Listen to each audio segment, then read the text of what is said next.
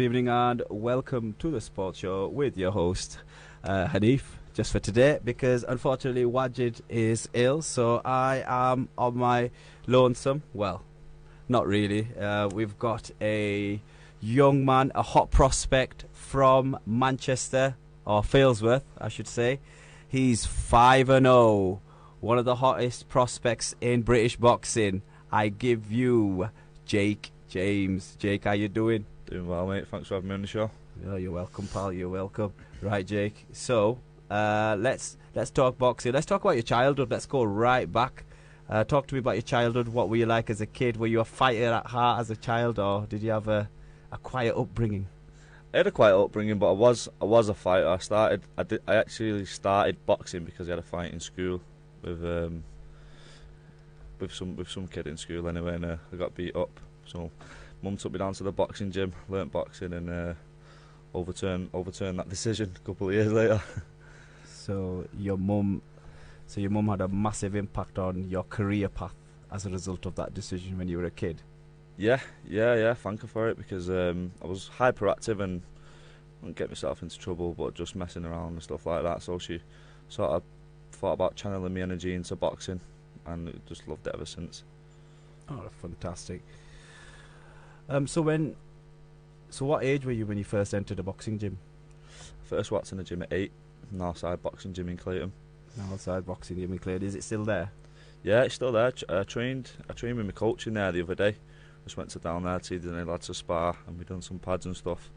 Yeah, it's a massive amateur boxing gym. It's had tons of national champions.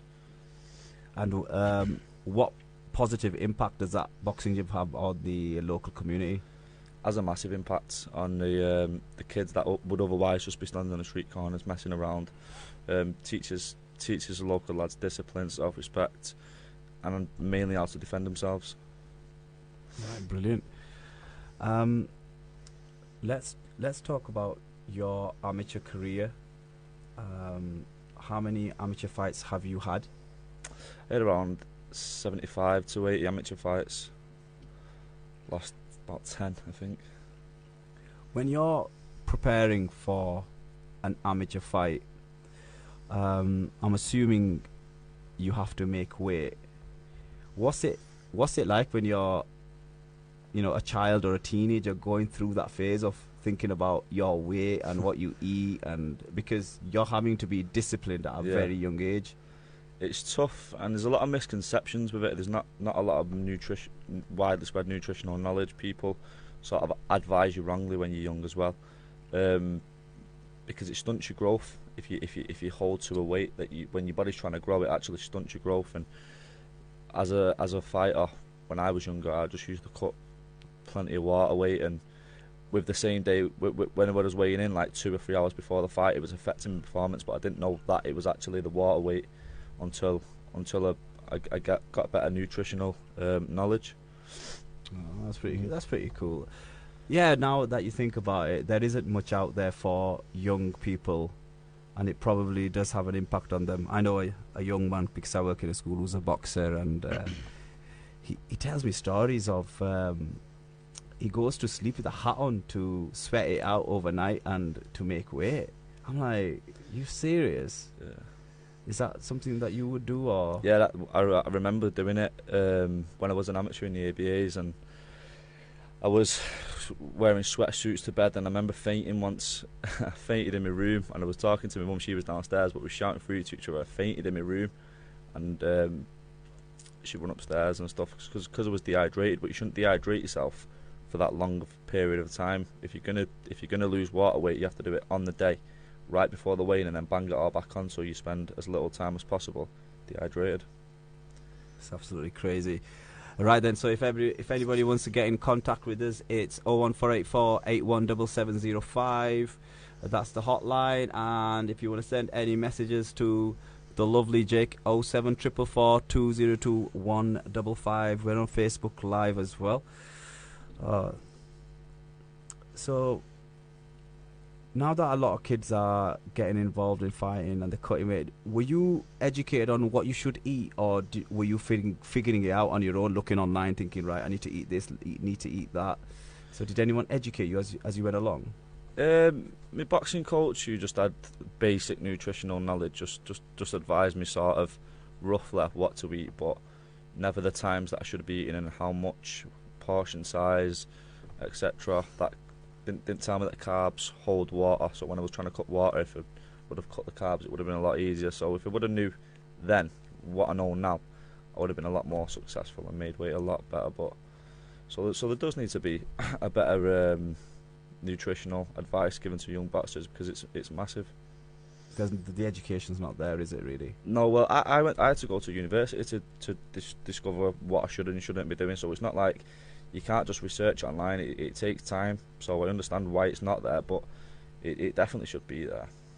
I'm really surprised that the British Board of Control, or the, what do they call it, Team England, Yeah. The amateur boxing scene, they don't provide that advice to coaches or to boxing clubs, because you're providing licenses to these organizations, but you're not teaching them how to teach their fighters on how they should look after themselves, because parents would not have a clue unless your parent or a relative was educated in sports science, I believe, or in sports nutrition. It's definitely interesting. It's not. I've never discussed this with anyone before. You're educated. You know that. When do you remember your first amateur fight? Yeah, I remember it. Boxed in Blackpool, a kid called Jack Lloyd. I won majority decision, and it was the most nervous I've ever been in my life before. I was shitting myself. I remember going to the toilet. I didn't want to come out. I locked myself in the cubicle, and I didn't want to come out. And I came out and I won. And I was the buzz after it because of it's like because of all the nerves before it, then the adulation after it. It just gripped me from then. It was like a bug, and I just couldn't stop. The young men that are doing it now, and the young women. So when you were doing it, which was over 10 years ago, you could say, the safety aspects, are they good enough? You know, the headgear and whatever the equipment you have to wear, do you think it's good enough, or do you think it still needs to improve? I don't know if there's ever been a scare at the amateur scene, because you never really hear about it. No. And I don't know if you've heard or seen anything at the amateur scene. I don't think that I've never heard of anything. I suppose you have 14-ounce gloves as an amateur, and when you're young like that, you can't really. The vast majority of people can't really punch hard, so you're wearing heavier gloves and you have head guards. So I do think the safety element is there. When they turn to seniors, though, they take away the head guards, and I don't know how safe it can be. It's legalised violence in it, so I suppose. No, fair enough. I was just interested because I've never seen or heard anything, but I thought you might share a story where in the amateurs something good or bad has happened to someone. Let's talk about camp life. That is probably majority of what you do, is how you live your life. Yeah. It's I call it camp life, but unfortunately for a boxer, it's your life until you decide to call it a day. So talk me through a camp. So talk me through your last camp. How many weeks? How did you prepare? What would you eat? Let's break it down for me. It was about 9 weeks, my last camp. I tried just to make it a lifestyle, but from when I knew that I was fighting, I'd say about 9 weeks when I really switched on. Obviously checked my weight, checked what I had to lose, and then just set a plan from there. I have my fitness pal. I work out my calories and how much I've got to lose and how many calories I need to take to lose that safely. And steadily, there's no point crashing it last minute, and there's no point doing it too early either, because you'll be struggling in training for energy. So I steadily, it's usually a 200 calorie deficit, 250 calorie deficit, drinking a lot of water. Camp's tough. It's a tough sport and it's grueling. You know, early morning runs and constant training. So how long's camp? Your last camp, how long was it? 9 weeks. 9 week camps. 9 week camp, sorry. And would you run every day? No, not every day. Say 3 times a week. I'd usually do longer distances further out from the fight, and then as it gets closer, because I'm on 6 rounds now, but because I was on 4 rounds, try and do sport specific. So like the 12-minute quick. So my body's getting used to the intensities. Oh, okay. And would you just do 12-minute runs on a normal basis, or would you do that like 5 or 6 times a session, or what distance? Would you cover a certain distance, or is it just 12 minutes? Do you do high intensity, or Yeah. explain it to me? Give me the details. So when I'm further out, it's usually longer distance runs to, because you put your body in a fat burning zone to reduce your weight, and just generally build your cardio. And then when I'm closer to the fight, I'll do like 12-minute runs, but it's not a certain distance, it's different intensity. So I'll do lamppost to lamppost. So the first lamppost will be high intensity, flat out, 90%, and then it'll be 70% for the next one, and I'll do that for 12 minutes. I've got a route near my house which, if I complete that, it's around 12 minutes. So 2 to 3 weeks out, I'll start them. Do you think your time out of the sport and educating yourself has put you in a better condition, or a better position than you would have been if you didn't educate yourself in sports science or sports nutrition? Yeah. What you did at uni? Yes and no, because if I was knocking on the door for GB, I was boxing for England, and it would have been a matter of time before I would have got on some sort of development program. But I also didn't have the hunger then, because I didn't know if that's what I wanted to do. That's just all that I ever did, but I didn't know if it's what I wanted to do. So then I took my time out and I went to university, and I got a better education with my nutrition and stuff.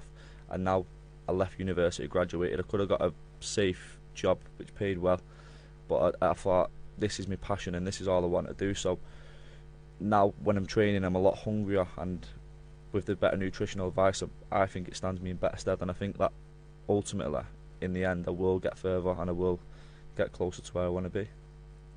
Oh, fair enough. So I look at some of the top boxers of the current generation, and I look at the likes of, let's look at your division, Floyd Mayweather Jr. He is the best pure boxer of our generation, and for the past 15-20 years. When you watch his documentaries or 24/7 and they follow him, and he trains a lot. Yeah. He puts a lot in. He's going for runs like in the morning when everyone's sleeping. Yeah. What do you think of that? Do you think, you know what, I should copy that? Or do you think his timetable is, he's worked his own timetable out and that's what works for him? Yeah, I think everybody's different. I think if I tried to do what he did and one at them times, I'd just shut down, because I need 9 hours sleep. People say 8 hours, but I just get tired. So if I don't have 9 hours sleep, honestly, I'm like a zombie the next day. So if I tried running at them times, I'd be like The Walking Dead. But I think he does that personally. I think he does it for a mental advantage over his opponents, because he knows. Mike Tyson used to do it because they know that their opponent's not doing that at that time, so they think that they've always got the fitness on him, because whilst they're sleeping, they're training. So I think it's more mental, because I personally don't believe it matters what time you do the run, as long as you do the run. But if he's 50 and can't really argue with him, can you? No, it's just, when you look at his career and you look at the sacrifices and the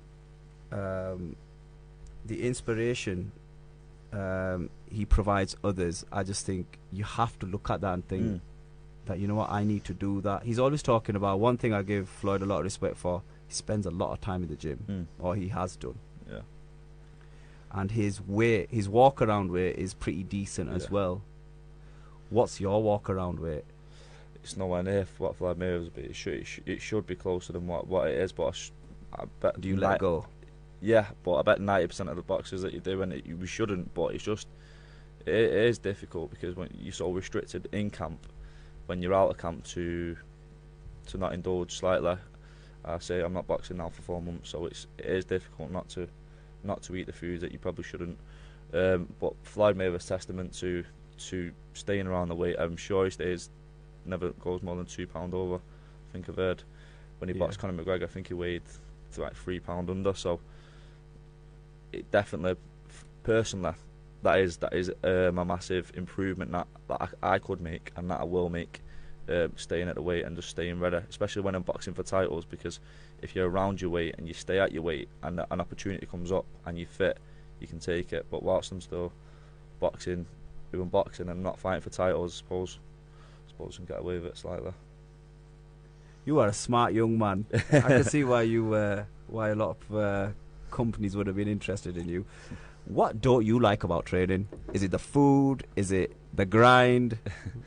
I don't mind the grind. I don't mind the training. It's the food, like we've just been saying. Then I love my food, and so when I can eat it, I do eat it to a certain extent. It's 100% the diet. The diet is a killer. I don't mind the training. I love boxing, so I always love. The running's a bit boring too. What would you eat when you're in camp? Give me a meal that you don't like, that you force down.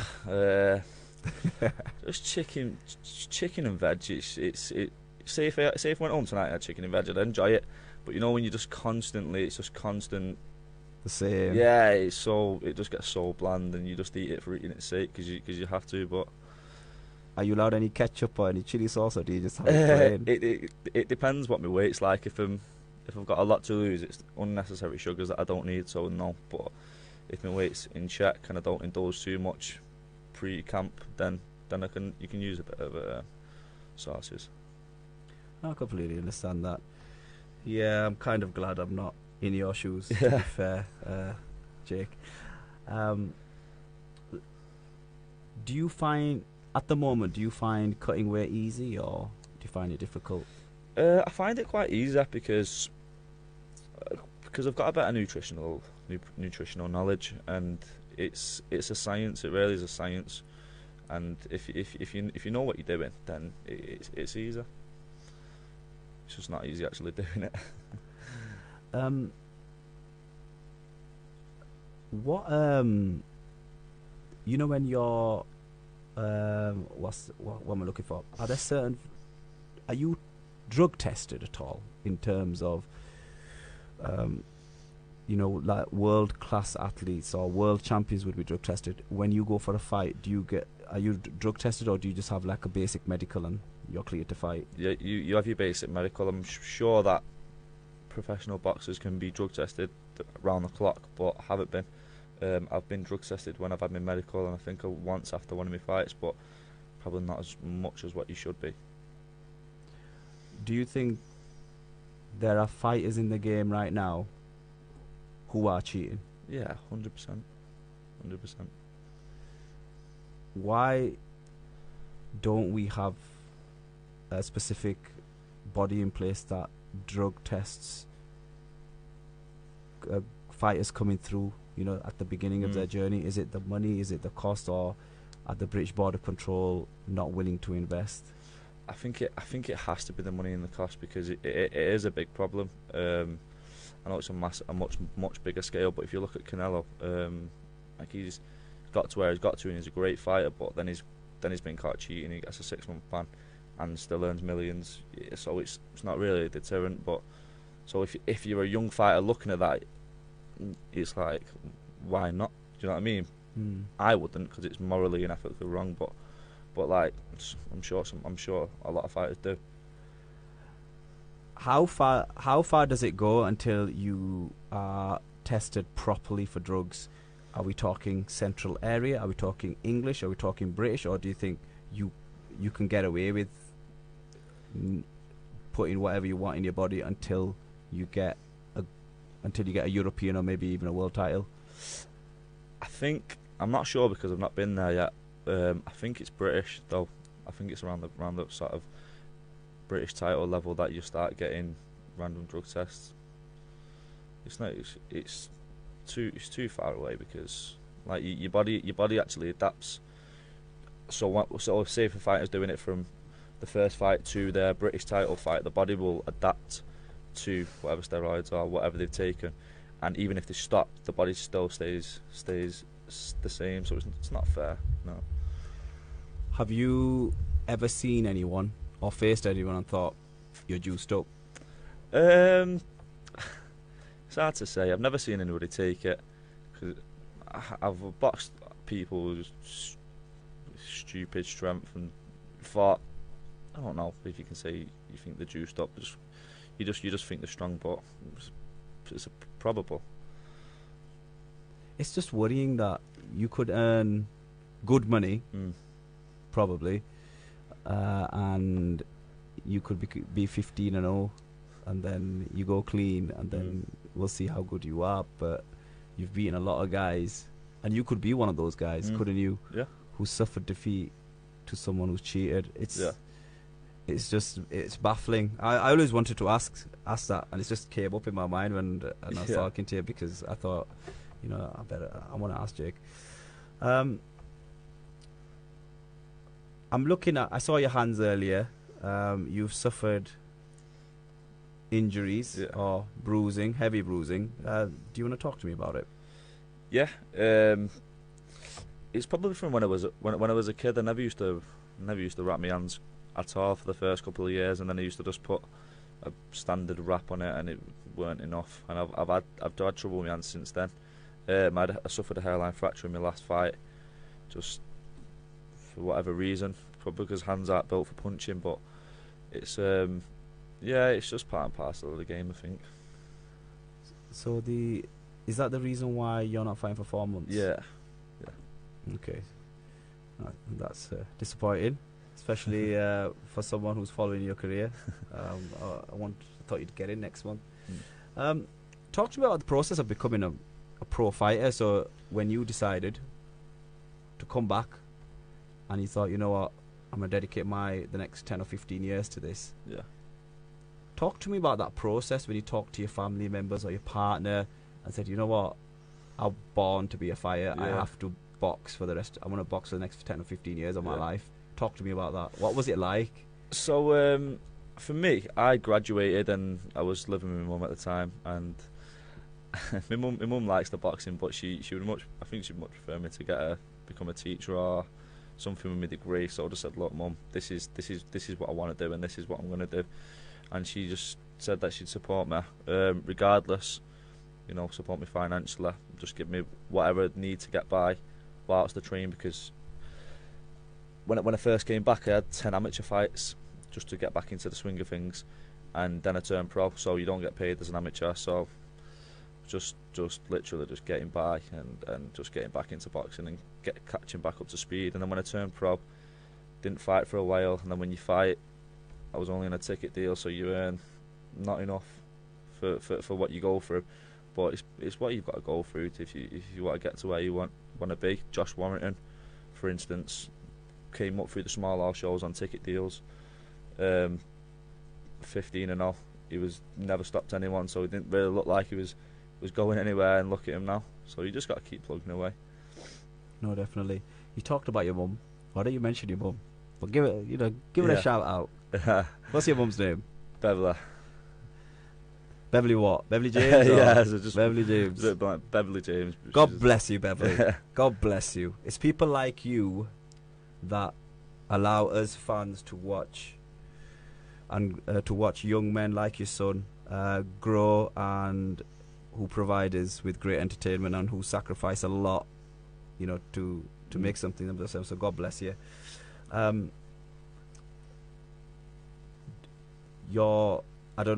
Your personal situation. Do you have a partner? Yeah. What were her thoughts or her thoughts about you boxing? I think she's a mixed with it. She's proud of me when I'm winning and stuff, and she's completely supportive for my boxing career. But she worries about it, and she worries when I spar, and she worries when I'm fighting. She gets really anxious and stuff. But I think she loves it. It's something for her to focus on, and it's a chance of us to get, because it could lead anywhere, and it's a chance for us to make a great life for ourselves maybe one day. No, definitely, no, definitely. Does she come to your fights? Yeah, she comes to all of them. To all of them? To all of them, yeah. All right. No, she might do. She might stay home. I think, you know. God. Yeah, well, I remember. It's funny you should say that. My mum, when I was an amateur, used to box up and down the country, and she used to come. She had to be there, but she could never watch it. So I would box, you know, like in Plymouth or in Scotland, and she'd come. But as soon as the fight had started, she'd leave, and then when it had finished, she'd come in. But my girlfriend loves it. She watches. She's always front row. Biggest fan. Oh, bless her. What's your girlfriend's name? Ashley. Ashley. Hi, Ashley. Right then. Oh, bless her.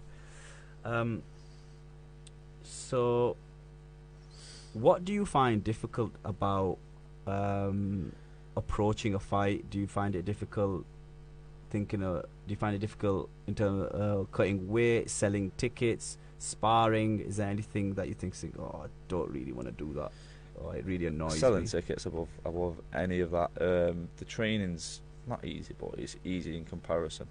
The diet, as I said before, is hard, but the selling tickets is really hard because I personally fall out with a lot of people because I'm that sort of person that if any of my friends are doing anything and they're trying to do anything, I'll always support them, and I'll always, if I say I'll be there, I'll be there. But you find with people like your radio station, if people say they're going to come and then they can't, they get to the time they think, oh, I can't be arsed, or they're not getting anything from it, they just think, fuck it, and you know what I mean, and they let you down. So I fell out with a lot of close friends who I would have done anything for, who don't even bother to buy a ticket for my fight. But it is difficult because you're stressing about the money, and you have to sell a certain amount of tickets to fight. So if you don't do 80 tickets, how many tickets do you have to sell? You have to sell about 80 tickets. So if you don't, tickets. So you can train, you can diet, you can put it all in, and if you're only on 50 and you've got a week and a half to go, you're in trouble. So it's that just adds to the pressure of it all and the stress, and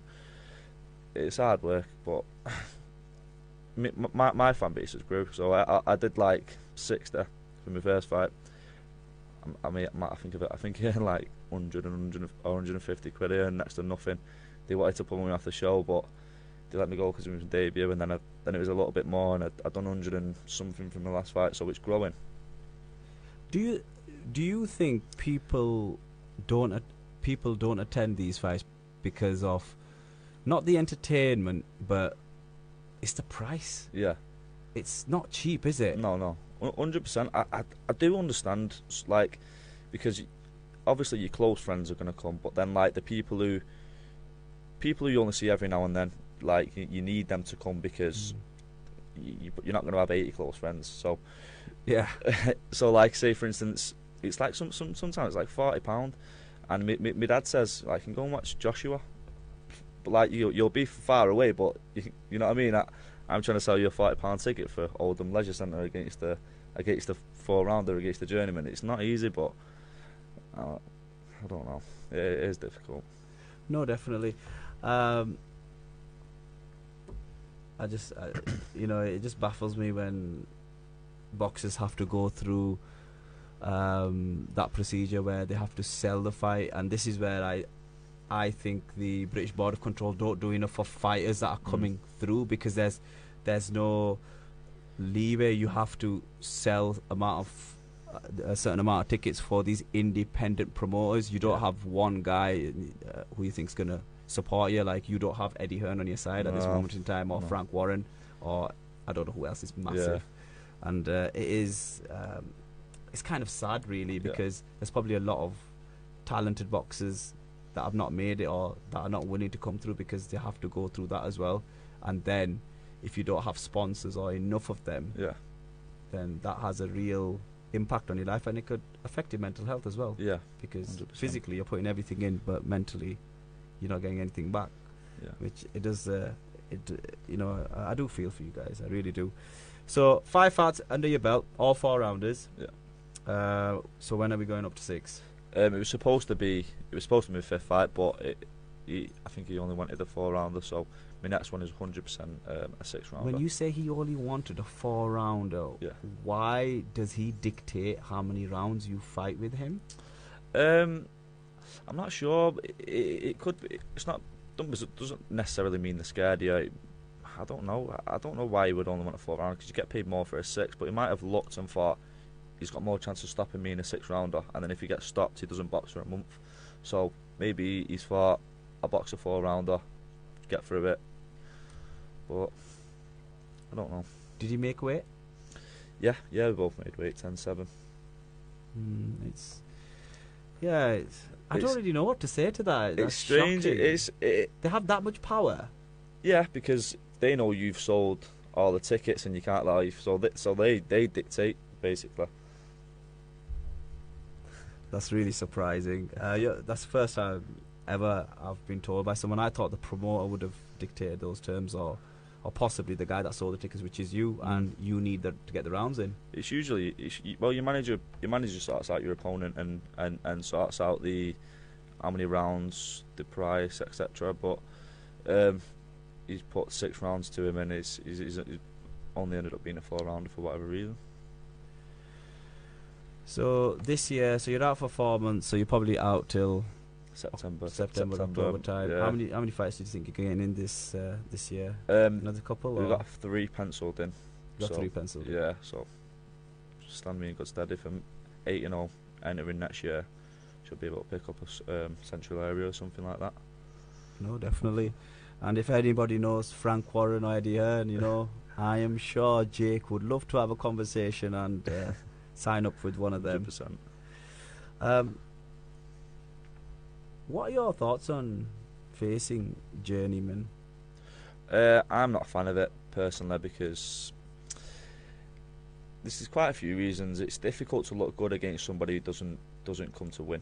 If someone's just trying to survive and they don't open up, they don't throw shots and open up, you can't catch them clean. There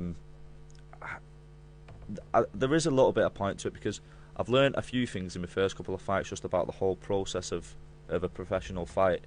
That if I would have boxed a prospect, I would have, like say for instance my first fight, I boxed a guy called Rudolph Darica. I think he was like 1-11. Yeah. The weigh-in was like 2 hours before, and I was dehydrated, so it was supposed to be in the morning, and they put it back right before the show. So if I would have boxed the prospects, I didn't feel myself, when I was boxing. I just had to get through it. I actually drew around against him. That's how bad I was. So if I would have boxed anyone who was any good, I would have lost. So I did learn something in that fight, and you have to box a couple. But I ask for people who come to win. Like if you see Ben Fields, as soon as my coach told me that I was boxing him, I was buzzing, because I knew that I'd come and win, and it'd be a better fight for the people who bought tickets off me. I'd be able to look better, and it's just you just get more credit for it. You don't get no credit. It's a lose-lose situation against a journeyman, because if you win, you're expected to, and if you don't, you've been beat off a journeyman. Definitely. And he had more wins in his win column than losses, and I think that's what makes him credible. 100%. And if you look at Ben Fields' record, he only boxes prospects, so he's got 2 draws. That means that he won, and they give it a draw because the other kids are prospects, and a lot of his losses should have been wins. So yeah, he's a tough fighter. Give me a tough night. Definitely, and respect to you, 4th fight in, you took a good fight. You're ranked 75th in the UK according to BoxRec. I don't know if BoxRec is the official record, but we'll go with it. Do you say to your manager and say, listen, get me someone above me, someone in the top 50 possibly, because that will just elevate you to another level? Yeah. Is there a name that you can give me, thinking, or a name in the past you said to your manager, look, I want to fight this guy, he's ranked above me, and I know I can beat him? Yeah, there's plenty of guys that I know could beat. Like, if you look at Harley Ben, who Lee Hallett beat, he's a big name because he's a Ben, and I'd love to box him. Or eventually down the line, Conor Ben, I'd love to fight him. There's loads of fighters, but I leave it up to me trainer, Haroon Headley, who've got 100% faith in, and my manager. I just leave it up to them, and I'll fight whoever. So, where or when do you think you will be competing for a title, whether that's Central Area or English title? When is that 2020 now because of your hand? Or? Yeah, I think so. I think it's maybe the first half of 2020. Yeah. So when you are about, so you maybe your 9th or 10th fight. Yeah, we said a title. We said I've heard that it'll be.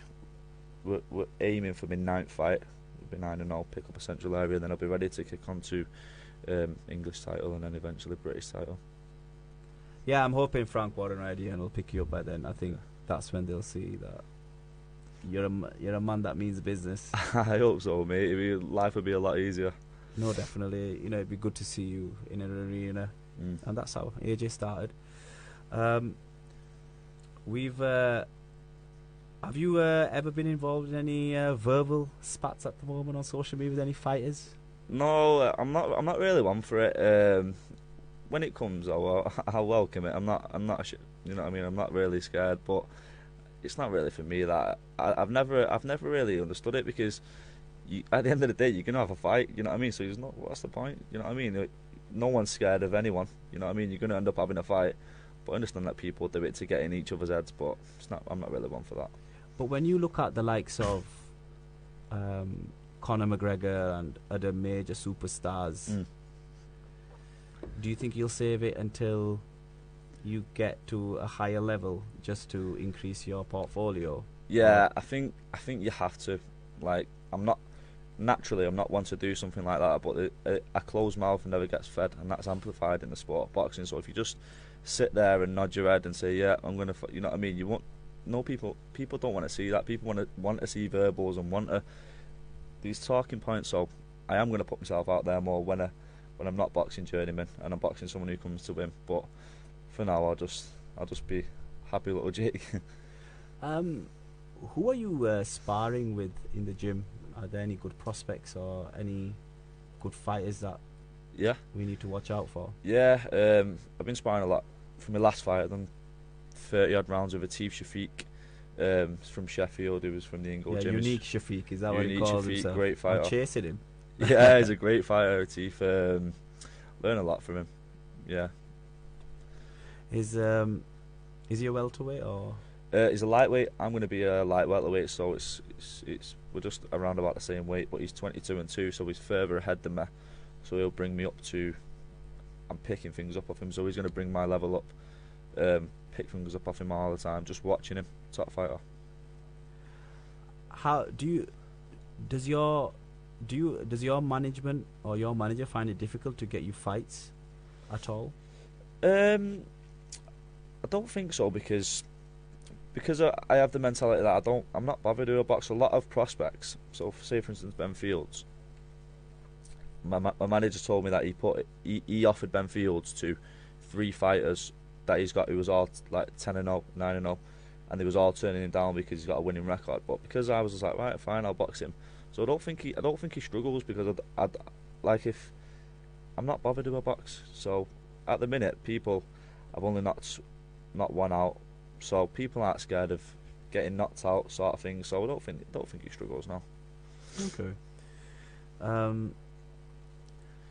That's me grilling you about you and your life, and let's talk boxing in general, and I want you to explain to me why and how did Ruiz beat Anthony Joshua? Your opinion. My opinion, I honestly picked Ruiz before the fight. I put it on Facebook. I just had a little look at him, and his only loss was to Joseph Parker in New Zealand, and I watched it and I thought he won it. So for me, he's 33-0. Should have been world champion. And I just watched him, and he's just so composed when he's in the pocket with different fighters. And Mexicans are bred tough anyway. I just think Joshua just didn't look himself, and I think Ruiz will beat him in the rematch. Personally, what does he possess? He's just composed, absolutely composed. Even when he got put down and he come back in, he was completely composed, stayed in the pocket. And he was just Joshua just tried blasting him out of there, and he's just a lot more composed, to be honest.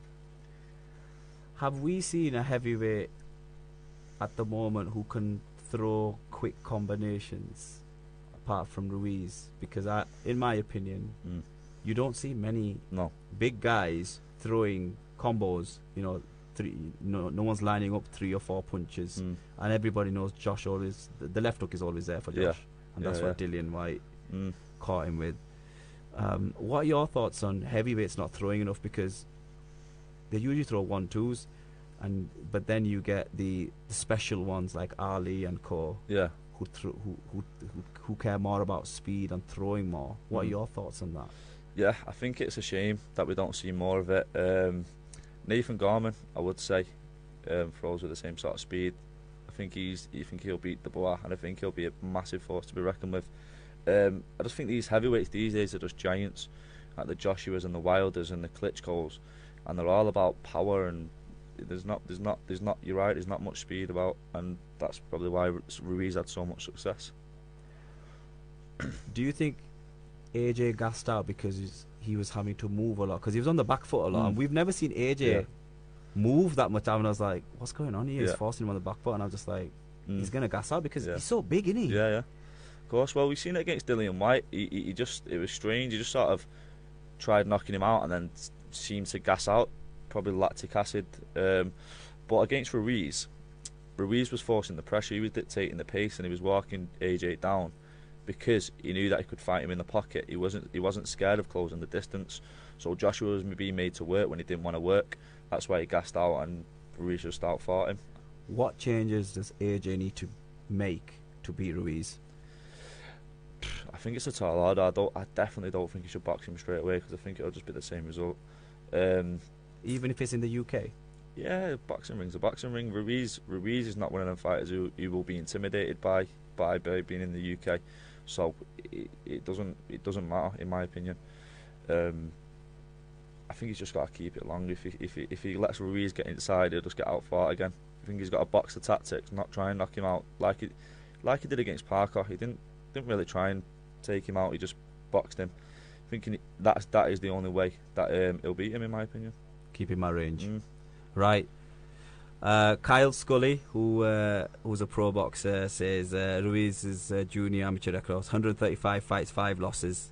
Was some man to beat. Like Jake said, AJ didn't look himself. Thank you, Kyle, and thank you for saying hi. Right then, thank you so much, Jake. No problem. It's been amazing. We talked boxing. It's gone like that. It's gone so quick. I'll bring you back later on in the year. 100%, mate. Thank end you of for year having me or on, beginning of next year, and I'm going to keep an eye on you. Just let me know when you're fighting. Where can people find you on social media? I've got Instagram and Facebook, just Jake James. You'll find me. Jake James, and he'll be back in 4 months, everyone. Thank you. Right, thank you so much for your Nice time. one, mate.